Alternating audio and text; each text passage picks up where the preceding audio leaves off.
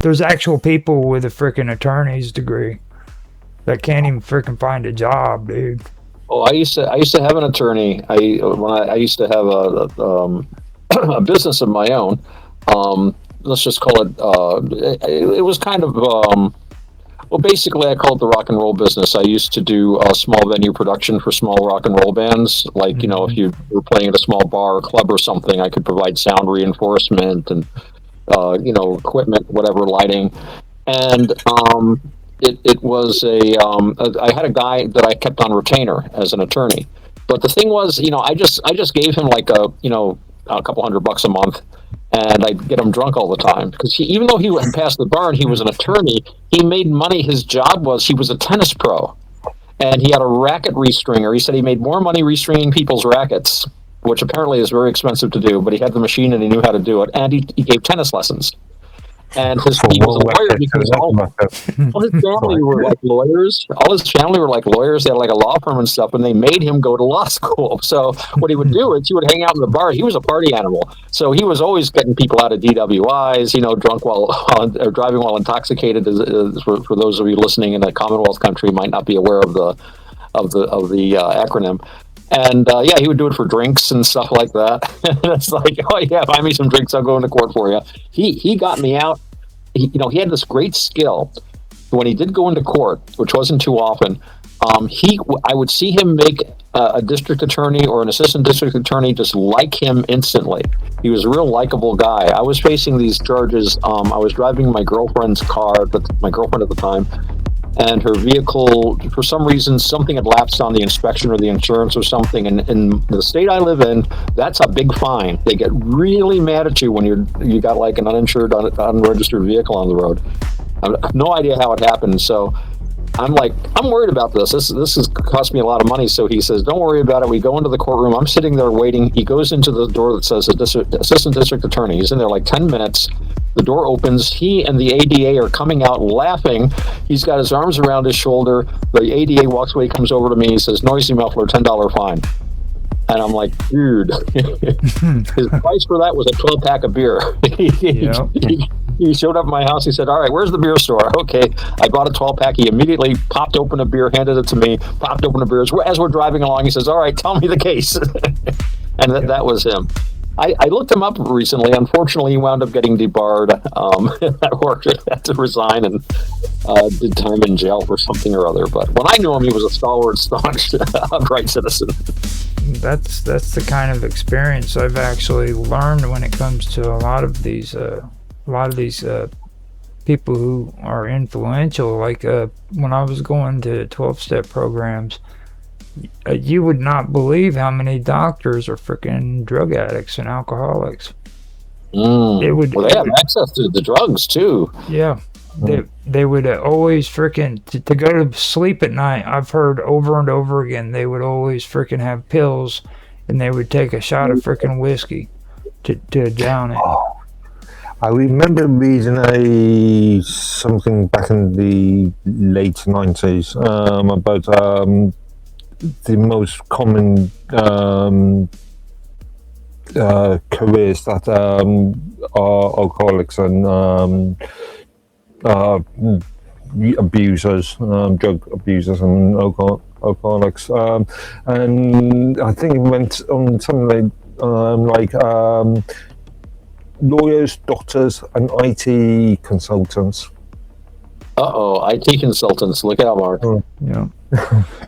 Well, I've also like to point out that the two people that started AA, Alcoholics Anonymous, was a stockbroker and a freaking butt doctor. A what? I can see why they'd want to drink. After a day of being a butt doctor or proctologist all day, I can kind of see where that would be. I need to drink that, but. No, it's people a lot of the times in those fields too, especially like in medical fields, and this might be a factor, but we have a huge thing in this country now about seeking out help for mental health issues, and we have all these psychologists and counselors and all these programs for people with mental health issues. The people who do not take advantage of this, I think it's like the vast majority never take it, or people that work in the health field, especially the mental health field, because if they are looking at your resume or they look at your background, then they say, aha, he was in treatment for depression, or he was in treatment for this or that. We don't want to hire him necessarily because they're worried down the road. You don't want somebody who's a nut working with nuts. So they wouldn't put it in those words, of course. I paraphrase, but so they tend not to seek out help, and so I can see them being more apt to abuse alcohol and drugs as a way to like self-medicate. I mean, I know a lot of my drinking was self-medication. And speaking of taking the pills, I mean, when I was drinking heavily, I was taking Benadryl every night just to fall asleep. And I would wash it down with a glass of brandy or whiskey or whatever. And a friend of mine died from that. He was an alcoholic, I think. But I mean, this guy always smelled like vodka. I worked with him, and he never came to work drunk. I will give him that. He never touched a drop, but he drank so much it just emanated off of his body. And my buddy gave him a ride home one day, and he said, we had to stop at the liquor store right after work. He went into the store, came out with a bottle of vodka, and had the bottle open and was drinking before he could get the car out of park. Yeah. Because after he died, his wife found, the classic, a bottle of vodka in the toilet tank. Yep. Which is, and he was a sweet, wonderful guy, but he was completely, this thing had him in his grip. And but yeah, he took the Benadryl every night just so he could sleep. And I guess one night he took too much, and he inhaled his own vomit. That pulled a Jimi Hendrix kind of thing. Yep. That's usually why they vomit, is because they do exactly that. Hot toddy. That's another thing they love to do. The hot toddies with the prescription medicines. That was something that I heard a lot when it came to what kind of drinks because hot toddies, it used to be the cool thing back in the 60s, you know what I'm saying, in the 70s. Right. So whenever like the older ones, they always wanted to do a hot toddy at night, and then they'd freaking do medication to put them to sleep because of their nerves. Yeah. That was always what I heard. So, and when it comes to mental illness too, that's another reason why I think like these alcoholic or these anonymous programs work out too, is because like they can go to get help there and they don't have to use their names. You know what I mean? That's right. A big advantage. And a lot of them go in there. When they do go in there, they try to stay anonymous.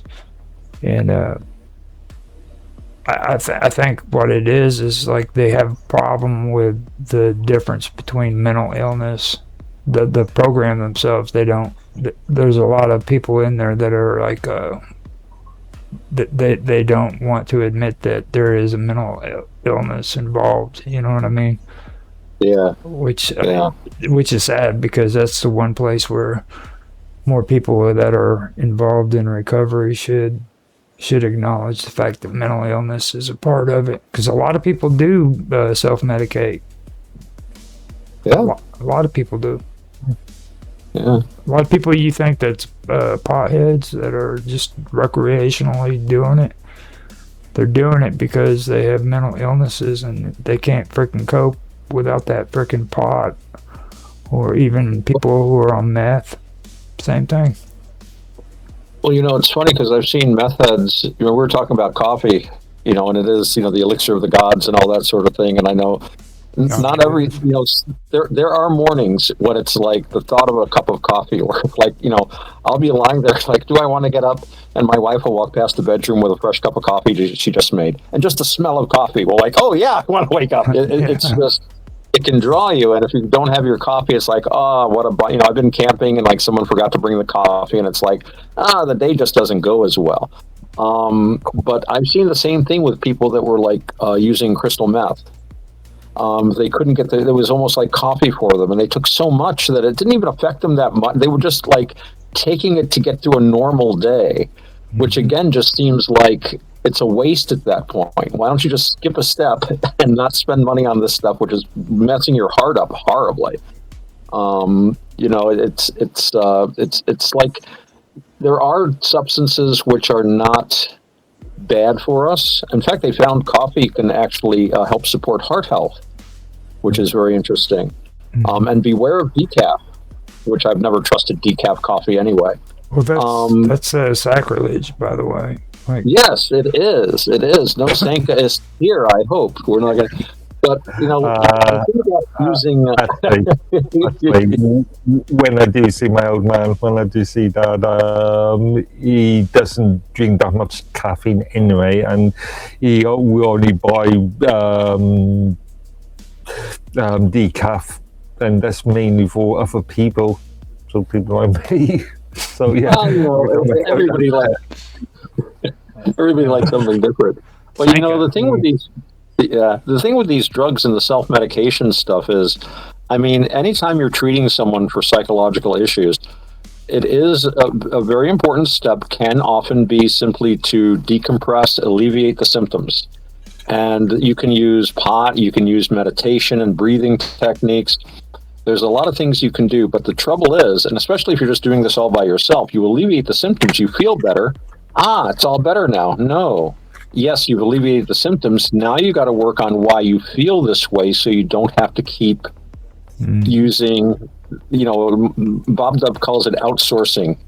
You shouldn't outsource your enlightenment. I love that phrase. She's very. I remember that all the time. She's a very wise person, and because she and I had a lot of conversations about this when we first started working together.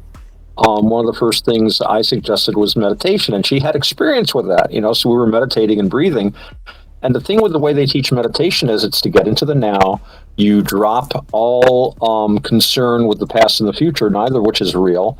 You can put aside things for now and just get into being here in the moment. And then when you're here now, you realize that most of what you're worrying about is just things in your head, right? Now, you can just sit here and say, wow, I'm just here in the now and everything's cool and I don't have to worry about anything. No, that's not the point, because, you still got to feed the cat.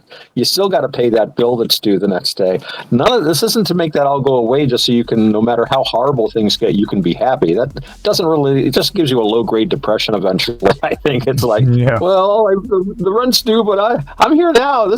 No, you're here now so that you no longer have all these things putting pressure on your mind, so you can think more clearly. Okay, I know I got to pay this bill, but I'm not emotionally investing in it. It's just a thought. I got to write a check tomorrow and mail it. You solve the problem. I mean, assuming that you've got enough money in that's all. You know what I mean, though. Yeah. So it's a place of power. It's a place where you can do work and do things calmly, instead of saying, oh my God, I can't wash all these dishes. It's like, I have to wash this dish right here and now. It's not, I can ignore the dishes right here and now. So, and it's the same thing with these drugs. If you're using a drug, I have a friend of mine, and this gets back to people in the medical field. She's a registered nurse. She actually worked at a major hospital in St. Louis. So she's got I always say she has a scientific education, and she's struggling with mental health. And whenever we talk about it, she's always talking about what she can do to herself chemically. She's trying ketamine, and she's done the electromagnetic field therapy that they have. I forget what they call it. They do like weak magnetic fields through the cranium. And she keeps saying, if only I can find the right pill or the right treatment, I'll be happy. And I'm like, I try to explain to her about Buddhism. It's like, it's not just getting the body calmed down. You've got to work on the mind. You have to not just fix how you feel. You have to fix the mental processes that are leading you to feel these things. If you change your thoughts, you change the way you feel about them, and you get to control your thoughts.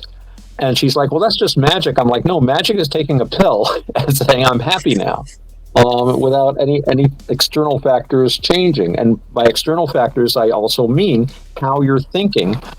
In Buddhism, they talk about mental fabrication and verbal fabrication. And this is just very simply, mental fabrication is how we think about things and frame them, how we label them, and verbal fabrication is how we talk to ourselves about them.